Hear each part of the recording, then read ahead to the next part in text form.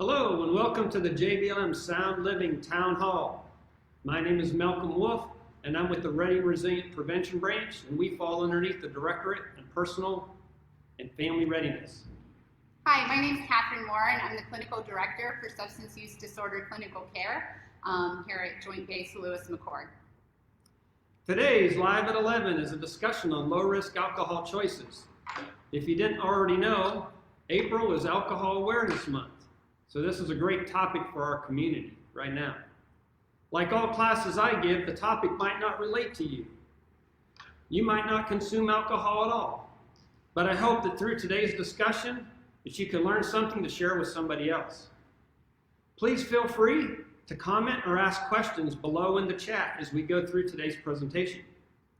If we mention any companies, organizations, websites, this does not constitute endorsement on behalf of JBLM, the Army, or the Department of Defense. Like everyone else, we're teleworking from home, but our services like training and consultation are still available. The Readiness Resilient Prevention Branch, we work with command teams to reduce high-risk behaviors.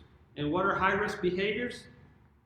This is any behavior that keeps a soldier or a family member from being ready.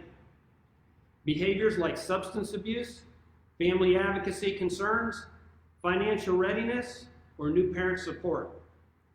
It takes all of us working in unison to make every day a success. When there's just a little part of that puzzle that's missing, we tend to have more anxiety and stress.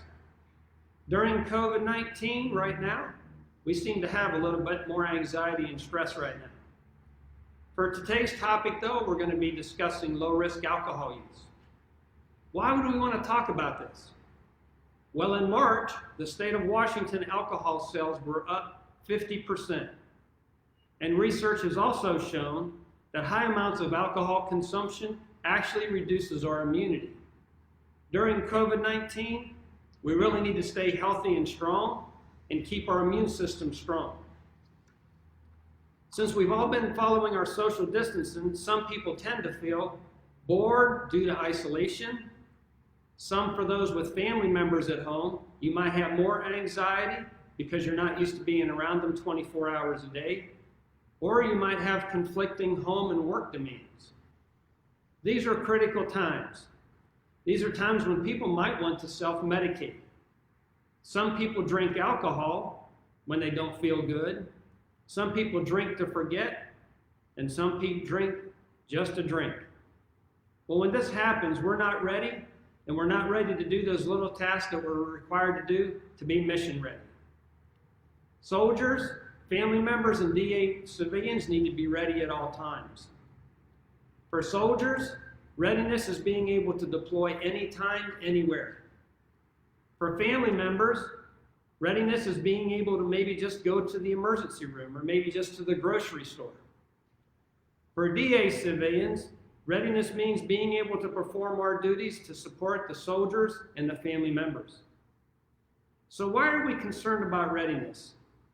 Well, all substances make changes to the brain. For example, if you like Monster energy drinks and you drank 4 Monster energy drinks 4 days in a row, and then the next day, maybe on a Friday, you didn't drink any of it at all, then you'd probably get a headache.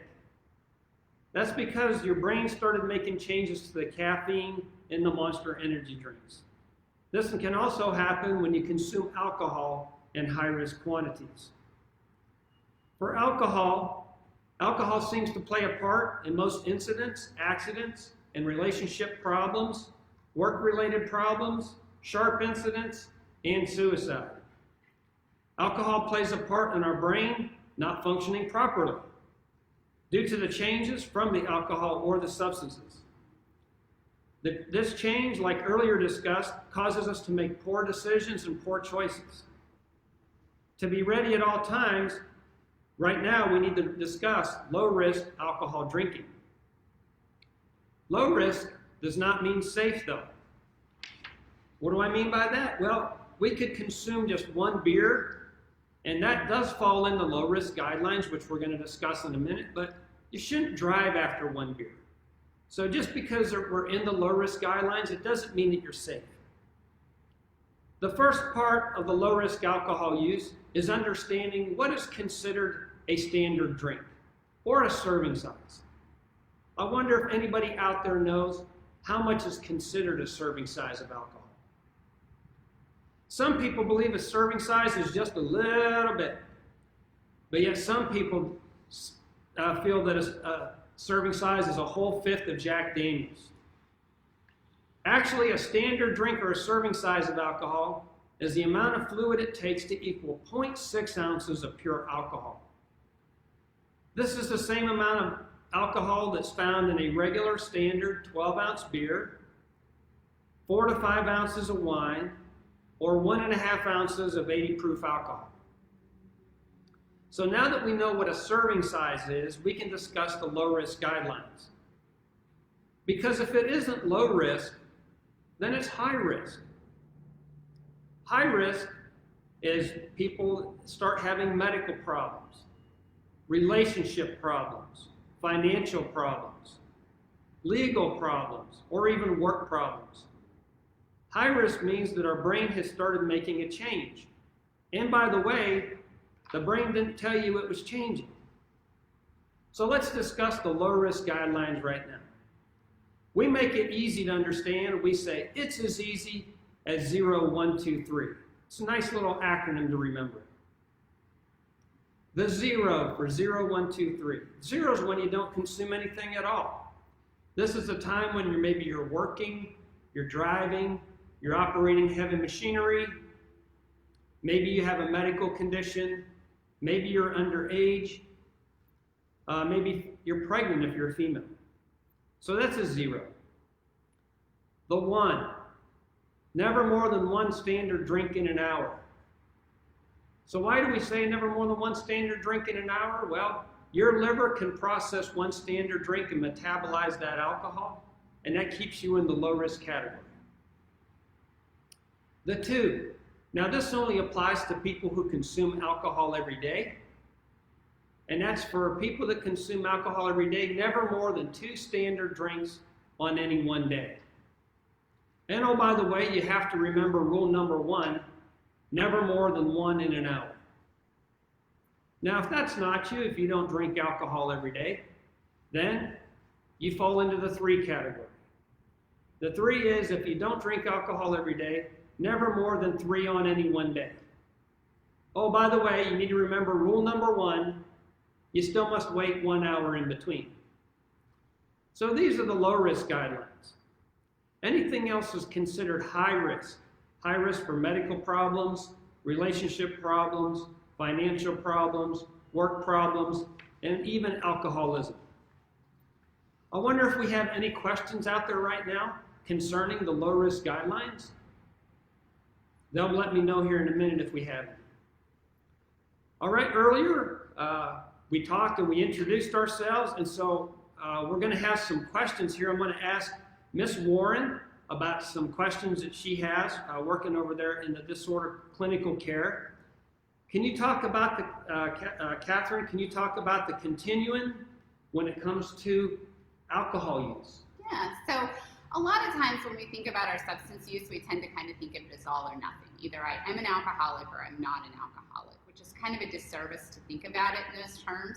Think of it more as in terms of it's on a continuum, instead of being all or nothing, because I'm guaranteeing if I asked you guys at home to think about what you consider to be an alcoholic, you'd probably have a pretty definite version of it. And typically when we think about those things, we think of somebody who's pretty well progressed. For most of us, it might be somebody who's living under a bridge. And so when we kind of go back and look at our own drinking, it's kind of like, I don't think I drink like that. And so it's hard to kind of recognize maybe my drinking is problematic. And so if we change it from being all or nothing or being an okay drinker, social drinker, to an alcoholic, there's a lot of space in between those things. And so it's more important to look at that progression because nobody becomes, overweight in one meal. It's about slow decisions that we make day in and day out that leads to kind of that progression. So nobody ends up at that terminal phase without kind of taking slow steps every day. And so it's kind of about those decisions. And so all along this continuum, there's different points where we can kind of look at it. Another way to look at it is very simply to look at it in terms of kind of weight gain. Sure, my pants might get a little tight, and I might just kind of ignore those signs, and then I'm going to keep, I'm not going to make changes to the way I eat, and so I'm going to kind of continue to regress, and then eventually my pants don't fit, and I still don't decide to make any changes to what I'm doing, and now I got to buy new pants. And if I continue to go, then I will continue down that progression. And so to look at those signs and symptoms and saying, am I putting myself at risk in terms of my drinking patterns? And so, again, so instead of looking at everything as an all or nothing, it's important to look at, am I moving down that progression, and are there some steps that I can take to stop? Great. That's a good explanation of the continuum there. Can you speak more about how it becomes more progressive and habit forming specifically? Yeah. So a really great example is, I guarantee that if we all left our house today, because I know that some of us probably haven't, we were all probably have brushed our teeth, right? But how many of us actually sat down and thought about the action of brushing our teeth? Probably none of us. I know, for instance, I left my house today and I did in fact brush my teeth, and it was just part of my routine. Didn't have to make a mental note to make sure I do that, because it's just part of what I do every day. And so when it comes to substance use, we tend to do the same thing. So if it's Friday night and I think I'm going to have a couple of drinks, or I start thinking whenever I'm bored I'm going to have a couple of drinks, or when I'm really sad, or my spouse has made me really mad, or my kids are really upsetting me, or feeling really stressed out, and we reach for alcohol, our brain is going to start kind of recognizing that as the loop. And therefore, when we kind of get either one of these environmental or internal, like our feelings, cues, it's going to be very easy for us to do that. And we're not really even going to think about how we've started and gone, that pretty soon it becomes pretty normal. Another great example of this is if everybody at home wants to try to cross their arms, we all cross our arms a certain way, but if we tell ourselves, let's cross our arms a different way, it becomes harder. And so, this is about changing kind of habits and patterns, because we become so associated and attached to them. And when we incorporate certain things into our behavior and kind of our normal, that's one of those ways that we kind of go around that continuum of care, to kind of, or continuum of kind of the progression of the disease. And so think about it in terms of, every time you watch a sitcom and the actors break up, they always go for food, right? There's always the ice cream scene, because a lot of times we associate food with feelings, and we do the same thing with our substance use, and that's how we end up making these habits. It sounds kind of scary, Catherine. It's just easier than we think, because we tend to think that in terms of having substance use problems is some sort of character defect, when really it's just about kind of doing things on a repetitive basis and not kind of stopping and taking a look and saying, how is this impacting my life? Great. Well, looks like we have a question, Catherine. Lucas asked, does a person's weight factor into how many drinks they can have and stay low risk?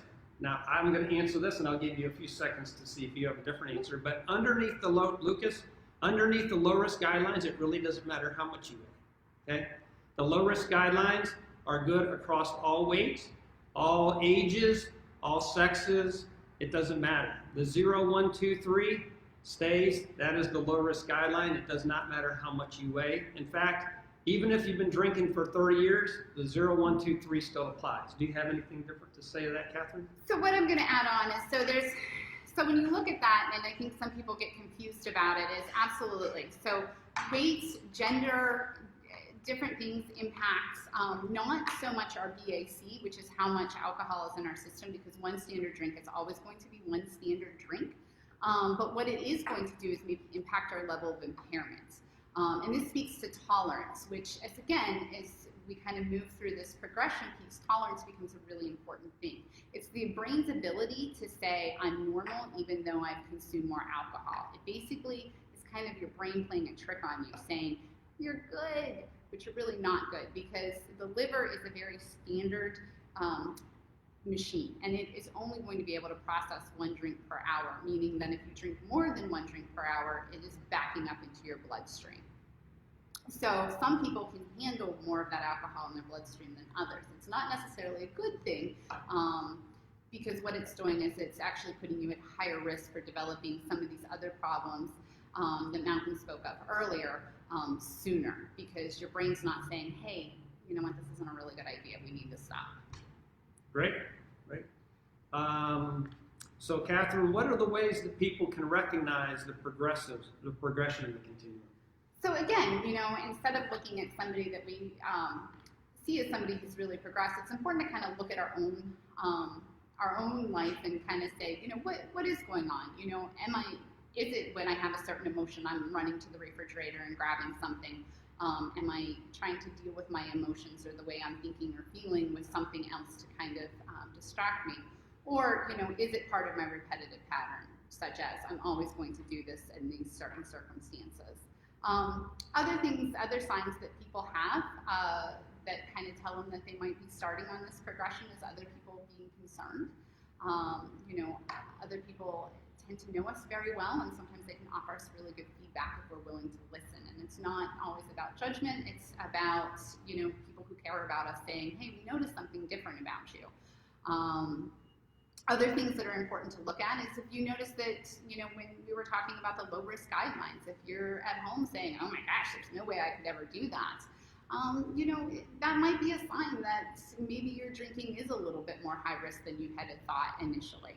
Other things are if you've ever experienced a blackout. Those are pretty significant. Most people don't even realize they've had a blackout. They just recognize that there's certain pieces that they're not able to remember. And that's actually a really important piece that's happening to the brain, and also kind of talks about that progression.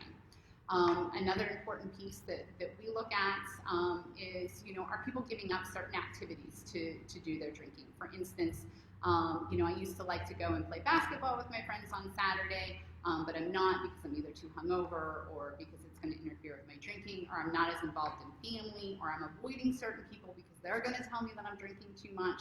These are all signs that you may be drinking in a slightly higher risk format than you had originally believed. All right, great, great.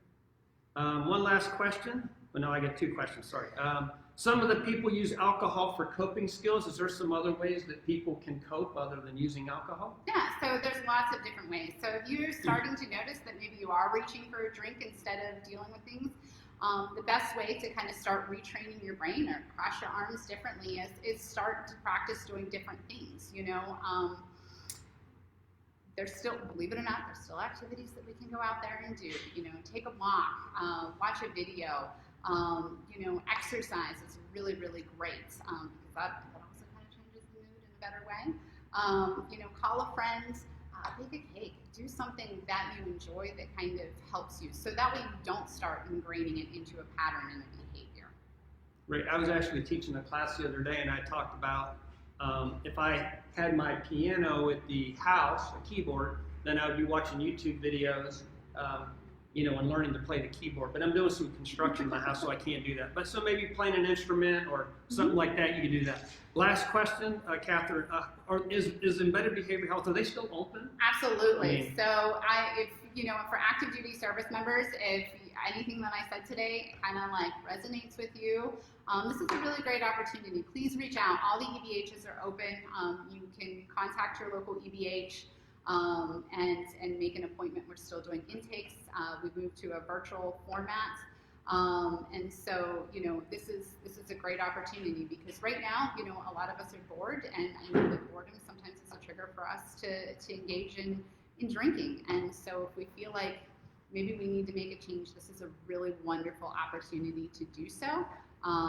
And I, you know, work with some of the greatest EdC providers here at this base, so I know that you'll have an excellent opportunity to take a look at this. And just because you come in for an assessment doesn't necessarily mean that, oh my gosh, you know, you're some progressed person. It just means that behavioral change is really hard, and so sometimes we need a little bit of support and guidance to be able to do it. I mean, gosh, I mean, if it wasn't for scale, I would never change the way I eat. So That's right. That's right. Catherine, we got a question in, and actually it was one of the questions we were going to cover. But Angela asked, can spouses get help on JBLM if they're having a drinking issue? So what I would say, Angela, a great question. Get with your PCM or call TRICARE. There are referrals that can be made, and absolutely you can get services and support. It won't be on TRICARE, JBLM, but it will not be here. It won't be on the base, but it'll be in the local community. Still, they're Yes, local but here. TRICARE it will, will assist with that referral. Right. So please do reach out. So we'll still get you taken care of, and I think they're going to post the TRICARE website in the chat for you. If they don't, if any other resources you need, please ask us. I do know that Alcoholics Anonymous meets here on JBLM at the Four Chaplains Chapel. They're closed right now due to the COVID-19. I'm sure they're going to open up soon. Narcotics Anonymous is on in the local community. You can go online and find a session for that. You have some recommendations for that? Or? So really, any Google search that you do for either Narcotics Anonymous or Alcoholics Anonymous, there are fabulous organizations, and all you have to do to be able to attend is just be open, honest, and willing to kind of hear. It doesn't mean that you necessarily identify as an alcoholic, but you can attend those meetings. And right now, most of them have gone to a virtual format. So there's a lot of support, and it's kind of a nice way to kind of bridge into going to a meeting, because sometimes we feel a little safer online. Great. All right, we're going to finish our talk today on low-risk alcohol use. Is there any other questions? We got a couple questions coming. As those questions come up, I just want to go ahead and say we do thank you today for joining us. And make sure you do, please tune in tomorrow for the next session, which is going to be on spouse employment. Please keep the questions and comments coming. Even after we close out this session, please ask your questions and comment. They will come back later and answer your questions to you. If you do have any best practices, share or an activity, please tag them on hashtag JBLM Sound Living to help out our community and helping everybody out. There's no questions. So Carrie is asking Carrie is asking a question. Yeah, whether or not if a service member self-refers for assistance, whether or not their career will be impacted. Okay. So here's the deal, and this is such a great question, because first of all, no, if it is truly a self-referral, your career is not necessarily going to be impacted. And it's always hard for me to go through every case in kind of a general question, but no, we encourage. The program has really changed in the last couple of years. We really encourage people to come forward. And we are going to support you through the process and make sure that you get the right level of care and address the problem. I don't want to just put a Band-Aid on somebody and put them back in the fight. So no, there isn't. The way that substance use treatment really impacts careers is by not being successful through it. So, I say come and engage. And you should be able to get what you need, and it's not going to impact your career as long as you continue to try to get yourself better. And the other thing, if you're kind of sitting at home and you're like, do I need help? Do I not need help? The thing is going back to kind of weight analogies, we would like to see you guys self-refer before you become more of that progressed state, because here's the deal. At the end of the day, it's easier to lose 10 pounds than 40 pounds. And so if you kind of recognize, yeah, I'm kind of on that cusp and doing some things, it's easier to start engaging in those behavioral change before we've worked into a further part of the progression. But even if we are, we're still going to give you the tools, skills, and knowledge to support you through your recovery and to help you make that change. Well, great. No other questions today. So we do appreciate you. And remember, we are your community navigator. You can reach us at phone number 253-967-7166. Please follow us on Instagram and Twitter. And we thank you so much. Have a wonderful day, and we'll see you soon.